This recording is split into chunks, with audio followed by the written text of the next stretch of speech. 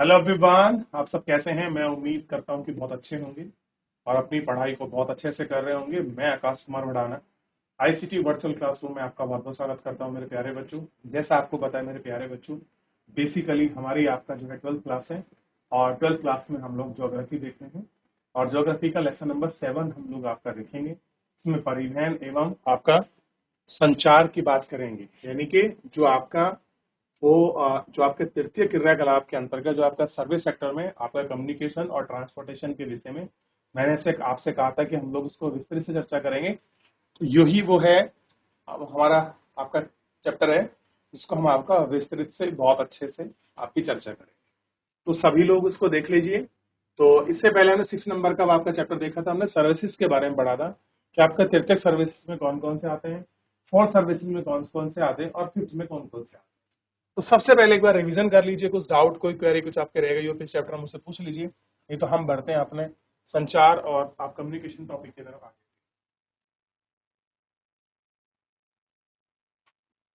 चलिए, सबसे पहले आप देखिए प्राकृतिक संसाधन और आर्थिक क्रियाकलापों का बाजार। तो सबसे पहले हम इसी पर आपका बात करेंगे। प्राकृतिक संसाधन एवं आर्थिक क्रियाकलापों का बाजार किस एक ही स्थान पर पाया जाना दुर्लभ है। कि सारी चीजें आपको एक ही स्थान पर मिल जाएं, ये बड़ा दुर्लभ है। दुर्लभ का मतलब जो काम कठिन होता है उसको हम दुर्लभ कहते हैं। कि आपकी एक्टिविटी भी वही हो रही है और आपका मार्केट भी बगल में है, तो ऐसा बड़ा रेयर केस है कि हो जाए। परिवहन, संचार, व्यापार, उत्पादन केंद्र, उपभोग से जुड़ते हुए विशाल उत्पादन और आपका विनियमन प्रणाली अत्यंत आपका जटिल होती है। प्रदेश उन्हीं वस्तु का उत्पादन करता है जिनके लिए वह आदर्श दशाओं उपलब्ध होंगी। ऐसी वस्तुओं का व्यापार एवं विनियमन परिवहन और संचार पर निर्भर करता है। इसी प्रकार जीवन स्तर की गुणवत्ता भी परिवहन दक्ष ऐसी वस्तुओं का व्यापार और विनिमय परिवहन संचार पर निर्भर करता है। इसी प्रकार जीवन का स्तर और गुणवत्ता भी परिवहन दक्ष और संचार व्यापार पर निर्भर करती है।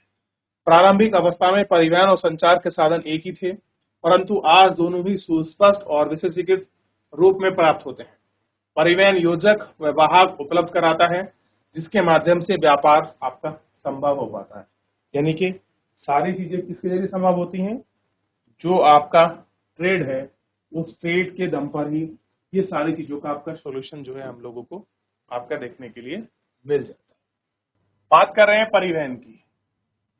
परिवहन व्यक्ति और वस्तुओं को एक साथ एक दूसरे तक वाहन वहन करने की सेवा और आपका सुविधा कहते हैं, जिसमें मनुष्य, पशु तथा विभिन्न प्रकार की गाड़ियों का प्रयोग किया जाता है। ऐसा आवागमन स्थल जल और वायु में होता है। सड़कें और रेल मार्ग स्थलीय परिवहन का भाग है, जबकि नौ परिवहन और जल मार्ग, वायु मार्ग परिवहन के दो अन्य प्रकार हैं। तो दो अन्य प्रकारों में कैसे हैं ये भी आपको दिखाई देते हैं। इस प्रकार पाइपलाइन, पेट्रोलियम, प्राकृतिक गैस, तरल अवस्था, अयस्क जैसे पदार्थों का परिवहन इसी के अंतर्गत आपका होता है। ठीक, इसके अतिरिक्त परिवहन समाज की आधारभूत अवस्थाओं की आपकी संतुष्टि में रचा गया है। एक संगठित सेवा उद्योग है। इसके अंतर्गत परिवहन, रेलमार्ग, लोग और वस्तुओं की गहन होते हुए गाड़ी के रखरखाव, लादना, उतार चढ़ाव, वितरण, निपटन करने की संस्थाओं का समावेशन किया जाता है। प्रत्येक देश की प्रतिरक्षा के उद्देश्य के लिए, यानी कि डिफेंस सिस्टम के लिए विभिन्न प्रकार की परिवहन विकास किया जाता है। आपका दक्ष व्यवस्था से मुक्त आविष और तीव्रगामी प्रकीर्णन के लोग बीचों को सहयोग और एकता को प्रमोट करते हैं। ये सारी चीजें हम एक चीजों को आपका करते हैं। ठीक, ये सारा एक सिस्टम आपको देखने के लिए मिले। परिवहन जाल क्या होता है? परिवहन का जाल है वो क्या होता है? अनेक स्थान और उनके परस्पर मार्गों की श्रेणी द्वारा जोड़ा जाता है। जिस प्रकार से इसका निर्माण करता है उसी को हम परिवहन जाल जो है आपका देखते हैं और उसको कहते हैं कि भैया ये आपका परिवहन जाल है और यही आपका सिस्टम है पूरे आपका ट्रांसपोर्टेशन का। अच्छा मुझे बताइए, आज के ट्रांसपोर्टेशन सिस्टम में और आज से 20 साल या 30 साल पहले ट्रांसपोर्ट सिस्टम में आपको किस प्रकार का यूनिक बदलाव आपको नजर आता है? बताइए। चलिए, परिवहन की विधियां। विश्व परिवहन की प्रमुख विधियां हैं, जैसे पहले आपको बताया जा चुका है कि स्थल, जल, वायु और पाइपलाइन, इनका प्रयोग अंतःप्रदेशीय, अंतराप्रादेशिक परिवहन के लिए किया जाता है। पाइपलाइन को छोड़कर प्रत्येक यात्री और माल दोनों ही वहन करते हैं, यानी कि आप अगर जो राज्य के अंदर होता है या जो आपके प्रदेश देश के अंदर होता है और कुछ आपके पाइपलाइन इत्यादि को छोड़कर, इन सभी को छोड़कर माल दोनों प्रकार से आपका वहन होता है। किसी विधा का सार्थक परिवहन किए जाने वाली वस्तुओं और सेवा का प्रकार परिवहन की लागतें और उपलब्ध विधा पर निर्भर करता है। वस्तुओं के अंतर्राष्ट्रीय संलग्न का निपटान भारी वाहक जलयान द्वारा किया जाता है। ये आपका बहुत भारी आपका जलयान है, बहुत भारी जलानों पर उन सब पर निर्भर किया जाता है।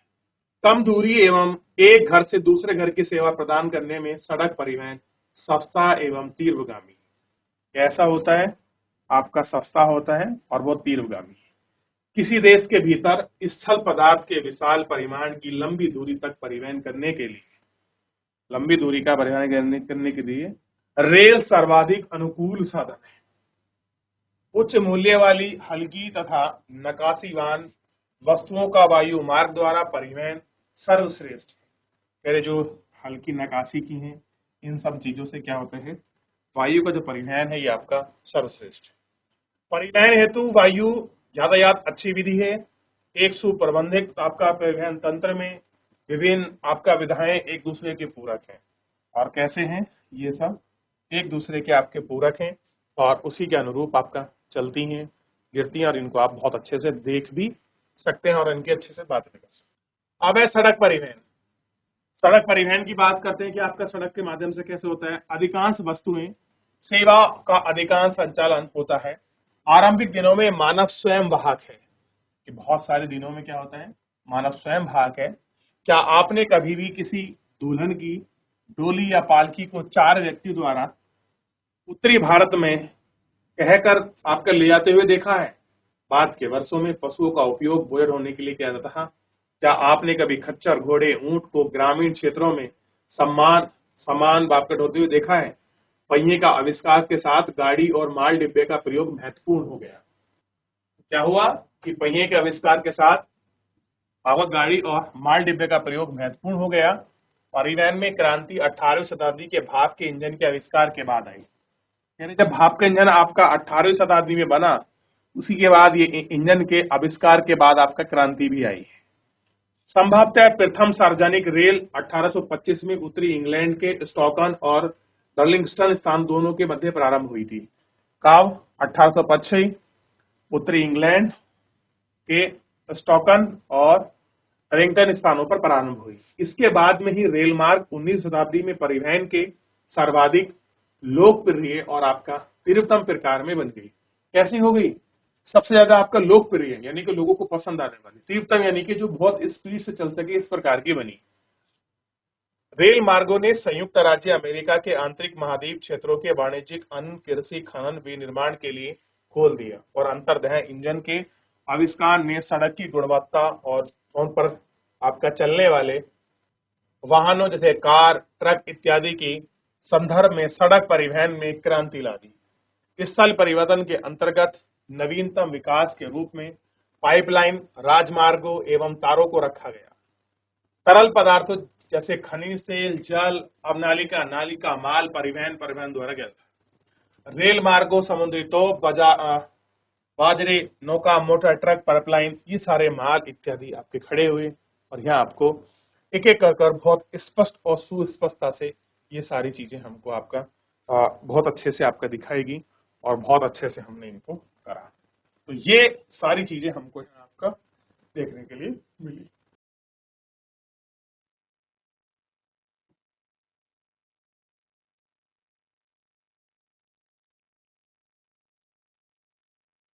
सामान्यतः मानव कुली बोझ ढोने वाले पशु, गाड़ी अथवा माल डिब्बे जैसे पुराने और प्रारंभिक आपके परिवहन में सर्वाधिक खर्चीले साधन है। जब बड़े मालभाग सस्ते हैं, विशाल देशों के आंतरिक भागों में पाए जाने वाली आधुनिक जल मार्गों और वाहकों को संपूर्णता प्रदान करते हैं, तो इनका बहुत महत्व है। कैसा है? इनका बहुत महत्व है।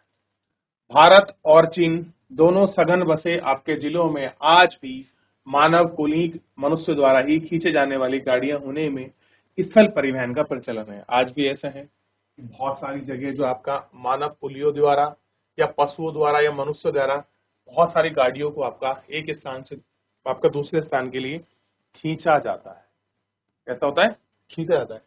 और ये सारी चीजें हमको इसमें आपका देखने के लिए देख लिए बच्चों, देख लिए बच्चों, आगे बढ़ जाए। ज्यादा किसी की तैयारी, कोई डाउट? बोझा ढोने वाले पशु, कुछ ऐसे पशु हैं जो आपका वेट ढोते हैं। घोड़े की का प्रयोग पश्चिमी देशों में भारी वाही पशुओं के रूप में किया जाता है, यानी कि जो आपका भार लेकर जाते हैं उनको एक स्थान पर। कुत्तों एवं आपका रेंडियरों का प्रयोग उत्तरी अमेरिका, उत्तरी यूरोप, साइबेरियन आपका हिमाच्छादित मैदान पर, जहां पर आपके बड़े बड़े हिम आपके बर्फ की चादर पड़ी हुई है मैदान है, वहां पर स्लेज को खींचने के लिए कुत्तों का प्रयोग करते हैं लोग। और पर्वतीय मैदानों में खच्चर की वार्ता दी जाती है, जबकि ऊंट का प्रयोग मरुस्थलीय स्थलों और कोआ के संचालन के लिए किया जाता है। और भारत में बैलों का प्रयोग आपका इसमें होता है, और खच्चरों को भी आपका छिकड़ों को भी आप खींचने के लिए करते हैं। बैलों का छिकड़ों, जो आपकी गाड़ियां वगैरह बनी होती है उनके पीछे उनको खींचने के लिए ये सारा प्रयोग जो है इनके द्वारा किया जाता है और ये लोग करते हैं। क्लियर है? इतना देख लिया आपने। एक एग्जाम्पल है ये, इथोपिया में घोड़ा जो है गाड़ी खींच रहा है, लगभग आपको भारत जैसा लगता होगा, लेकिन ये एक्चुअल में आपके इथोपिया गांव है इथोपिया की। चलिए देख लिया। सड़कों के बारे में देखते हैं। सड़कें छोटी दूरियों के लिए सड़क रेल पर आपका परिवहन रेल मार्ग की अपेक्षा आर्थिक दृष्टि से लाभदायक होता है। सड़कों द्वारा माल का परिवहन महत्वपूर्ण हो जा रहा है, क्योंकि इसके द्वारा घर घर तक की वस्तुएं पहुंच रही हैं। कच्ची सड़कें और आपका निर्माण की दृष्टि से सरल होती हैं। सभी ऋतुओं में आपका प्रभावी प्रयोग योग्य नहीं माना जाता। वर्षा ऋतु में वहां इन पर मोटर वाहन नहीं चलाए जा सकते। यहाँ तक कि पक्की सड़कें भी अत्यधिक भारी वर्षा और बाढ़ के समय गंभीर रूप से आपका प्रभावित होती हैं। यानी कि जब जो हमारी सड़कें हैं वर्षा ऋतु में जब हैवी रेनफॉल होता है, आपकी फ्लड आती है, तो आपका टूट जाती हैं और इफेक्ट होती हैं। अब आप देखते होंगे कि जहां पर आपके मैदानी क्षेत्र पर बाढ़ आती है वहां पर मिट्टी को निकाल देती है बाढ़, और रोड जो है आपकी टूट जाती है। और ऐसी पहाड़ों में आपका पहाड़ के खिसकने के बाद अधिक बारिश के होने के कारण पूरे रोड्स के पाप नीचे से निकल जाती है। तो ये सारी समस्या आम है और हमको देखने के लिए मिलती है। ऐसी स्थिति में रेल मार्ग के नीचे ऊंचा भराव और रेल परिवहन सेवा में रख रखाव एक बात का प्रभावी समाधान है, किंतु रेल मार्ग छोटे होने के कारण विशाल और विकासशील देशों की आवश्यकताओं को कम लागत में पूरा नहीं कर सकते। इस प्रकार सड़कें किसी भी देश के व्यापारिक और वाणिज्यिक को विकसित करने के लिए, पर्यटन को बढ़ावा देने के लिए महत्वपूर्ण भूमिका निभाते हैं। इसमें पर्यटन को बढ़ावा देने के लिए इन सारी चीजों के लिए आपका महत्वपूर्ण भूमिका निभाते हैं। और विकसित एवं विकासशील देशों में सड़कों की गुणवत्ता का पर्याप्त अंतर पाया जाता है, क्योंकि सड़कों के निर्माण व उनके रखरखाव में भारी खर्चा आता है। विकसित देशों में अच्छी गुणवत्ता वाली सड़कें सर्वत्र पाई जाती हैं और तीव्रगामी संचलन के साथ मोटर मार्ग, ऑटोवाहन अंतर देशीय की लंबी दूरी पर रखी जाती है। भारी बोझ को ढोने वाले बड़े आकार के शक्ति की सामान्य बात है, परंतु दुर्भाग्य से विश्व का सड़क तंत्र भली प्रकार विकसित नहीं हो पा रहा है। कह बड़े दुर्भाग्य की बात है कि जिस तरह से विश्व स्तर पर सड़क तंत्र डेवलप होना चाहिए उस प्रकार आपका डेवलप नहीं हो पा रहा, यानी कि आज भी दिक्कतें हैं। अब देखिए भारत में धर्मावानी दून दूनी राष्ट्रीय मार्ग आज की तारीख में तो अब नेशनल हाईवे चल रहे हैं बड़े बढ़िया बढ़िया, और आप उनको अच्छे से देख भी सकते हो। चलिए आगे बढ़े। विश्व की कुल मोटर वाहन चलने योग्य सड़कों की लंबाई 1,50,000 लाख किलोमीटर है, जिसका में 33% भाग उत्तरी अमेरिका में पाया जाता है। यानी कि टोटल जितना भी आपका रोड ट्रांसपोर्टेशन है उसमें 1,50,000 लाख किलोमीटर में ओनली 33% कहाँ पर है? नॉर्थ अमेरिका में ही है। सर्वाधिक सड़क घनत्व और सबसे अधिक वाहनों की संख्या वेस्टर्न यूरोप की तुलना में इस महाद्वीप में पाई जाती है। अगर आप पश्चिमी यूरोप का से कंपैरिजन करोगे तो यहाँ पर आपको ज्यादा देखने को मिलेगा। इस महाद्वीप में पाए जाते हैं तथा यह तथ्य इस बात की ओर संकेत का मतलब इंडिकेशन करना, संकेत करते हैं कि विश्व में सड़क के विकास और प्रादेशिक, राष्ट्रीय, अंतर्राष्ट्रीय एवं महाद्वीपों के स्तर में समानता पर असमानता का वितरण पाया जाता है। यानी कि आपके कॉन्टिनेंटल पर भी आपके समानता के स्थान पर क्या मिलता है? असमान वितरण मिलता है। यानी कि सब इक्वल होना चाहिए था हर महाद्वीप में एक इंटरनेशनल लेवल पर, लेकिन वहाँ डिस्ट्रीब्यूशन कैसा है? अलग अलग हमको देखने के लिए मिलता है। तो ये आपका बिंदु थे, ये सारी चीजें थी आपका सड़क ट्रांसपोर्टेशन में किस किस माध्यम से आपका हो रहा था। ऑस्ट्रेलिया में आपका रज्जुक मार्ग भी बना हुआ है, इसको भी आप अच्छे से देख सकते हैं कैसा कुछ है। चलिए 30 सेकंड का समय आप देखिए, फिर आगे बढ़ रहे हैं। चलिए, यातायात प्रभाव। पिछले कुछ वर्षों में सड़क पर यातायात में नाटकीय वृद्धि हुई है। यानी कि जितना बढ़ना चाहिए तो उतना नहीं बढ़ा, बस कुछ बढ़ा दिया, वही आपका नाटकीय वृद्धि के रूप में ये लोग बता रहे हैं।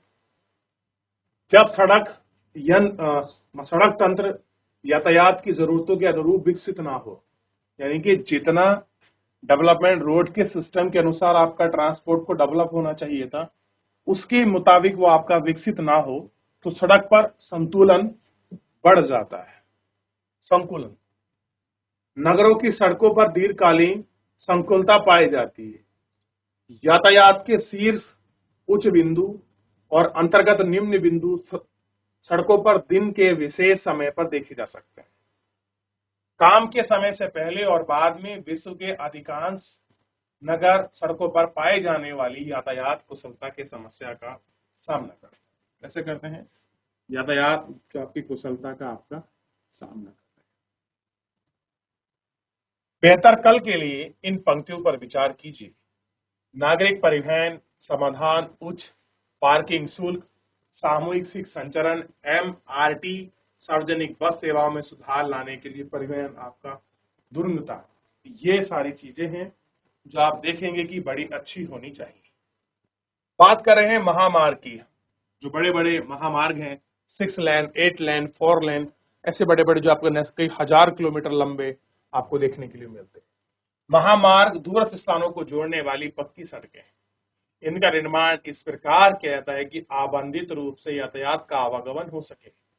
यातायात के अबाधित प्रवाह की सुविधा के लिए अलग यातायात पुल, फ्लाईओवर, दोहन करने वाले मार्ग, संकुल 80 मीटर की सड़कें होती हैं।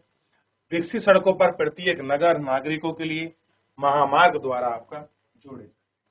ये सारी चीज इसमें आपको देखने के लिए मिलती है और इसी के आधार पर छोड़े जाते हैं।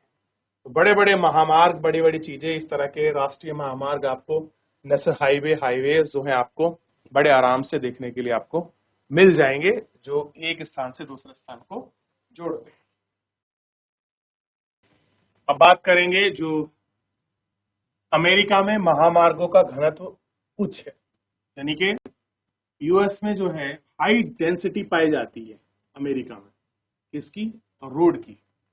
ठीक है, घनत्व कैसा है? बहुत अच्छा है, लगभग 0.65 किमी प्रति वर्ग किमी है। यानी क्या कितना है? 0.65 किलोमीटर प्रति वर्ग किमी है। यानी कि प्रत्येक स्थान महामार्ग से 20 किलोमीटर दूरी पर स्थित है। यानी कि हर 20 किलोमीटर पर महामार्ग, यानी कि बड़े बड़े हाईवेज जो हैं आपका बने हुए हैं, बस महज 20 किलोमीटर दूरी से आप कनेक्ट हो सकते हैं। वेस्टर्न यानी कि पश्चिमी प्रशांत महासागर तट पर स्थित पूर्व नगर में अटलांटिक महासागर तट पर स्थित नगरों की भली भांति जुड़े हुए, यानी कि आपका ईस्टर्न प्रशांत का एक कोना और ईस्टर्न अटलांटिक का एक कोना एक दूसरे से कनेक्टेड है। ठीक है, कैसे हैं? भली भांति जुड़े हुए हैं। इसी प्रकार उत्तर में कनाडा के नगरीय, दक्षिण में मैक्सिको के नगरी से जुड़े हैं। ट्रांस कनेडियन महामार्ग वेस्टर्न पर स्थित आपका ब्रिटिश कोलंबिक प्रांत में वैंकूवर स्थान को पूर्वीय तट पर स्थित न्यू फॉकलैंड प्रांत के सेंट जॉन नगर से जोड़ता है। अलास्का राजमार्ग कनाडा के एम्टशन और को अलास्का के एस्क्रोस से जोड़ती है, यानी कि दूसरे के जोड़ने वाली चीजें। निर्माणाधीन पान अमेरिकी महामार्ग में अधिकांश भागों का निर्माण किया जा चुका है। अमेरिकी मध्य मार्ग संयुक्त और आपका संयुक्त राज्य अमेरिका तथा वहां कनाडा में आसपास में जुड़े हुए हैं। यूरोप में वाहन की बहुत विशाल संख्या में सुविकसित जाल पाया जाता है, परंतु महामार्गों को रेलवे एवं जल मार्ग के साथ आपकी कड़ी प्रतिद्वंदिता का सामना करना पड़ता है। रूस के यूरोप के पश्चिम में स्थित औद्योगिक महाप्रदेश में महामार्गों का अत्यधिक आपका सघन जाल विकसित है। कैसा है आपका सघन जो जाल है वो आपका विकसित है, जिसकी धुरी आपका मॉस्को है। महत्वपूर्ण मॉस्को व्लादिवोस्तोक महामार्ग पूर्व में स्थित प्रदेश की सेवा करती है और अधिकांश और विस्तृत भौगोलिक क्षेत्र के कारण यही रूस में महामार्ग इतने महत्वपूर्ण नहीं है जितने कि रेल मार्ग। अब देखिए, कहीं पर ट्रांसपोर्ट बहुत ज्यादा आपका इंपॉर्टेंट दी जाती है कहीं पर, और रूस जैसे आपके देशों में जो आपका रेलवे है उनको कहीं पर महामार्गों को यूज के रूलार में वेस्टर्न तक स्थित जो आपका इंडस्ट्रियल है उसी में, तो हर क्षेत्र में अलग अलग रूप से उनको प्राथमिकता जो है आपका दी जाए। एक बार देखिए फिर आगे देख लिया। आगे बढ़े बच्चों, थोड़ी बात करते हैं बाकी की जो हमारे वापस चाइना के अंदर है जो बड़े हाईवे हैं वो कैसे हैं। चीन में महामार्ग प्रमुख नगरों को जोड़ते हैं। जो बड़े बड़े हाईवे हैं वो क्या करते हैं, जो महामार्गों को आपका जोड़ते हुए देश में क्रिस क्रॉस करते हैं। उदाहरण से शंशो यानी कि वियतनाम सीमा के समीप संघाई मध्य चीन, क्वांगकोज यानी कि साउथ और आपका बीजिंग यानी कि उत्तर को परस्पर को जोड़ते हैं। एक नवीन महामार्ग आपका तिब्बती क्षेत्र के चेंगडू को लिहासा से जोड़ता है, यानी कि चाइना में इस प्रकार का ट्रांसपोर्टेशन रखा गया है कि एक दूसरे को ओवरलैप करते हुए आपका मीट करते हैं। भारत में अनेक महामार्ग पाए जाते हैं जो प्रमुख शहरों और नगरों को जोड़ते हैं। उदाहरण के लिए राष्ट्रीय महामार्ग संख्या 7 जो वाराणसी को कन्याकुमारी जोड़ती है, देश का सबसे लंबा आपका राष्ट्रीय महामार्ग। निर्माणाधीन स्वर्णिम चतुर्भुज योजना आपका द्वंद्व मार्ग के द्वारा प्रमुख महामार्गों द्वारा दिल्ली, मुंबई, बेंगलोर, चेन्नई, कोलकाता, हैदराबाद को जोड़ने वाली है। इन्हीं के अनुसार ये सब इनको आपका जोड़। अफ्रीका में एक महामार्ग उत्तर में स्थित अल्जीरिया को गुयाना और आपका क्रोनिकियस से जोड़ता है और इसी प्रकार उसको केप टाउन से आपका जोड़ता है और कैरो जो आप केप टाउन है उसी से भी उसको जोड़ता है। ठीक, ये तो था सड़क को लेकर पूरा जो आपका सिस्टम था बना हुआ। आप इसको अच्छे से पूरे सिस्टम को देख सकते हैं। अब है आपका सीमावर्ती सड़कें। तो सीमावर्ती सड़कों की क्या पिक्चर है, क्या क्लियर है? चलिए, सीमावर्ती सड़कें जो आपका सीमावर्ती है, सीमा के किनारे जो आपके बॉर्डर एरिया सड़कें होती हैं, अंतर्राष्ट्रीय सीमाओं के सहारे बनाई गई सड़कों को सीमावर्ती सड़कें कहते हैं। यानी कि जहां पर आपका राष्ट्रीय अंतर्राष्ट्रीय सीमाएं हैं उन सीमा के किनारे जो आपके सड़कें बनाई जाती हैं उनको हम सीमावर्ती सड़कें कहते हैं। ये सड़क सुदूर क्षेत्रों में रहने वाले लोगों को प्रमुख नगरों से जोड़ती हैं और प्रतिरक्षा प्रदान करने में महत्वपूर्ण भूमिका निभाती है। कैसी? प्रतिरक्षा करने में महत्वपूर्ण भूमिका निभाती है।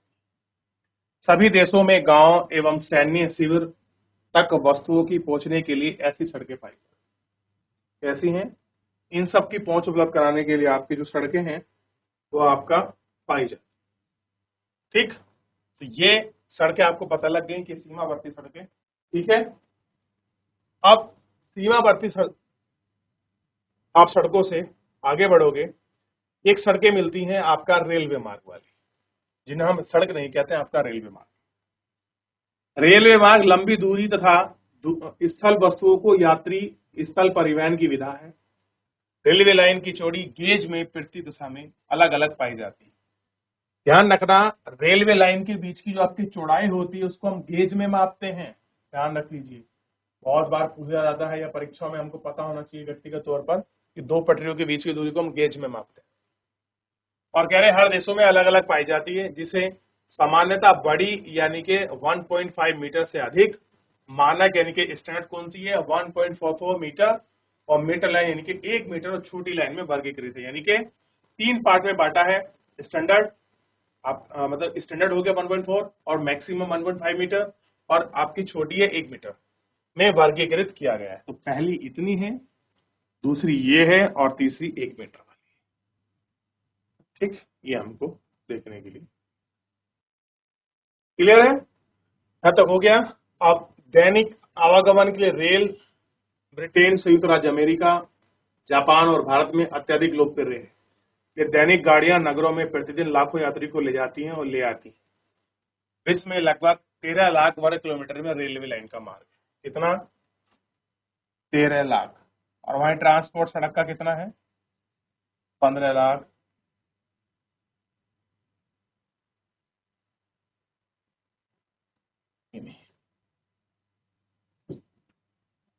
क्लियर है? ठीक है। अब वियना में आपका फ्यूल रेल मिलेगी आपको, देखिए जैसे हमारे यहाँ मेट्रो है, मोनो रेल। क्लियर है, याद रहेगा। तो इस प्रकार अलग अलग देशों में अलग अलग सिस्टम है और बहुत अच्छे डेवलप हाईवेज हैं। तो फिलहाल मेरे प्यारे बच्चों आज की इतने ही देखते हैं, मिलते हैं नेक्स्ट लेक्चर में। तब तक अपना ध्यान रखिए, स्वस्थ रहिए, अपनी पढ़ाई को बहुत अच्छे से करते रहिए। मुझसे जुड़ने के लिए आपका बहुत बहुत धन्यवाद।